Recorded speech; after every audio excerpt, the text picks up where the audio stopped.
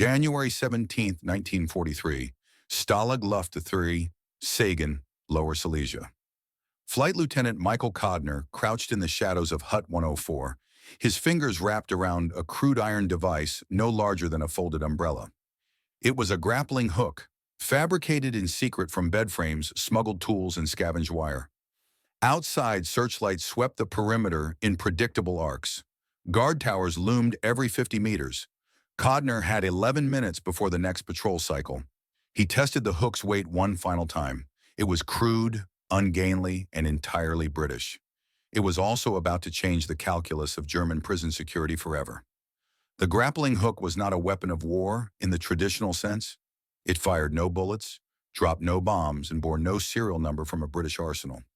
Yet between 1940 and 1945, makeshift grappling hooks became one of the most feared implements in the arsenal of Allied prisoners of war. They symbolized ingenuity under deprivation, quiet defiance in the face of absolute control, and the capacity of desperate men to engineer freedom from nothing. German authorities documented over 200 escape attempts involving grappling devices across POW camps in occupied Europe. In internal Wehrmacht security reports, the hooks were described not as mere tools, but as instruments of psychological erosion. Guards who discovered them often faced disciplinary action for failing to anticipate their construction. The hooks turned predictable routine into paranoia. By early 1943, the German POW camp system held over 200,000 Allied airmen, soldiers, and sailors. Stalag Luft III alone housed 10,000 prisoners, mostly RAF and USAF officers. The camp was designed to be escape-proof. Double barbed wire fences stood 4 meters high. Guard towers equipped with MG-34 machine guns covered every angle. Microphones buried beneath the soil detected tunneling. Patrols walked the perimeter every 12 minutes, day and night. And yet, within this fortress, men forged grappling hooks from bed springs, melted tin cans, and stolen nails. They tested them in secret, practiced throwing them in darkness, and memorized the geometry of wire angles and tower sightlines. The hooks were asymmetric weapons, useless in open combat, devastating in silence. The first documented use of a grappling hook in a British POW escape occurred in September 1940 at O-Flag 9AH in Spangenberg. Captain Alistair Cram and 3 others crafted a hook from iron bars taken from a disused stove. On the night of September 3rd, they threw the hook over the outer fence, scaled it in under 90 seconds, and vanished into the Hessian forest.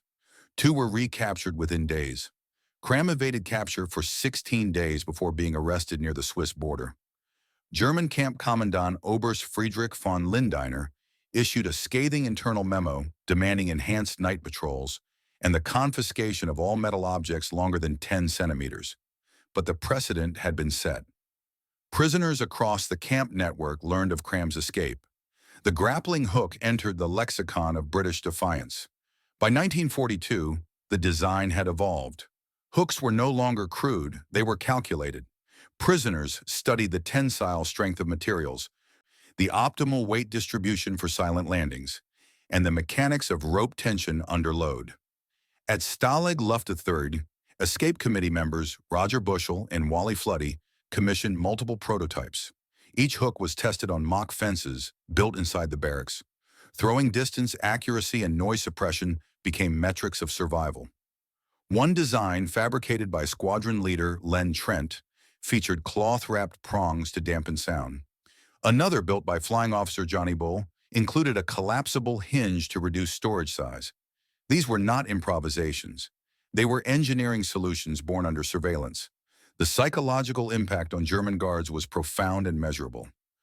After the mass escape attempt from Stalag Luft III in March 1944, the event immortalized as the Great Escape, Gestapo interrogators found 12 grappling hooks hidden in various huts. None had been used in the actual breakout, which relied on tunnels, but their presence unnerved camp authorities. Commandant von Lindiner wrote to Berlin, warning that the hooks represented a methodical campaign to undermine perimeter security through decentralized preparation. He requested additional floodlights, increased patrols, and authorization to conduct nightly barracks inspections. His requests were partially granted, but resources were stretched thin across the collapsing Eastern Front. The hooks had already achieved their strategic purpose. They consumed German attention, manpower, and morale. In June 1944, at O-Flag 79 in Brunswick, a grappling hook escape succeeded in full. Lieutenant David Walker and Captain Peter Tunstall threw a hook over the inner fence during a thunderstorm, using the sound of rain to mask the metal scrape. They crossed the outer fence using the same hook 17 minutes later.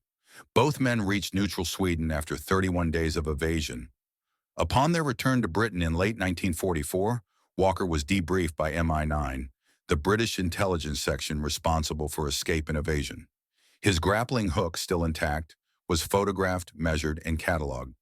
The report noted that the device weighed 420 grams, featured 4 prongs angled at 45 degrees, and was constructed entirely from materials available in a standard POW barracks. MI9 forwarded the specifications to training camps in Scotland, where downed airmen were taught hook fabrication as part of escape preparation. The German response intensified. By autumn 1944, camp security protocols mandated weekly metal sweeps using handheld detectors. Guards were instructed to confiscate any object with potential grappling utility: nails, wire, brackets, springs. Prisoners adapted. Hooks were disassembled and hidden in false-bottom food tins, sewn into mattress linings, or buried beneath latrines. Detection became a game of constant recalibration. In some camps, guards took to walking the fences with mirrors on poles, checking for rope marks or scuff patterns on the wire. The hooks had transformed static security into a war of observation. The strategic doctrine behind grappling hooks was outlined in a classified 1943 memo by MI9 officer Ari Neve, later famous for his own escape from Colditz. Neve argued that the hooks represented minimal resource, high-impact tools suitable for decentralized resistance. Unlike tunnels, which required coordinated labor and months of preparation, a single prisoner could fabricate and deploy a hook within days. The decentralization was intentional. It distributed risk, prevented mass reprisals, and forced German authorities to treat every prisoner as a potential escapee. The hooks weaponized uncertainty. By early 1945, as the Reich collapsed, the grappling hook had become a symbol within POW lore. At Stalag 7A in Moosburg, liberated by American forces in April 1945, soldiers found over 30 hooks stashed in various huts. Some were crude, others meticulously crafted. One, discovered in a false wall, bore an inscription, "For King and Country, wait for the wire." The hooks were collected by Allied intelligence and later displayed at the Imperial War Museum in London. They remain there today, silent testimony to the ingenuity of captivity. The legacy of the British grappling hook extends beyond the war itself. Post-conflict studies by military historians identified the hooks as early examples of improvised adaptive technology, tools designed under constraint to exploit systemic vulnerabilities. Modern Special Forces training programs, including those of the SAS and Royal Marines, incorporate grappling hook techniques derived from WW and PW innovations. The principles remain unchanged: minimal weight, silent deployment, and rapid extraction. The tools have evolved. Modern hooks are titanium, collapsible, and equipped with dampening coatings, but the doctrine is identical. In Germany, the hooks left a different mark. Post-war interviews with former camp guards revealed a pervasive anxiety about the devices. One guard, interviewed in 1978, recalled, "We could see the tunnels, hear the tunnels, but the hooks, they were invisible until it was too late. You could never know if the next prisoner walking past you had one hidden in his jacket." The hooks had achieved what few weapons could. They turned certainty into fear and control into doubt. They were not tools of violence, but instruments of psychological attrition. The story of the grappling hook is ultimately a story about asymmetry. Prisoners had no guns, no explosives, no radios. They had scrap metal, stolen time, and the physics of tension. They transformed those fragments into leverage, literal and metaphorical. Every hook thrown over a fence was a small rebellion, a refusal to accept the geometry of confinement. Some succeeded, most failed, but each attempt forced the German war machine to divert resources, tighten protocols, and second-guess its assumptions. The hooks did not win the war, but they remind us that resistance often begins not with grand strategy, but with a piece of bent iron and the will to use it.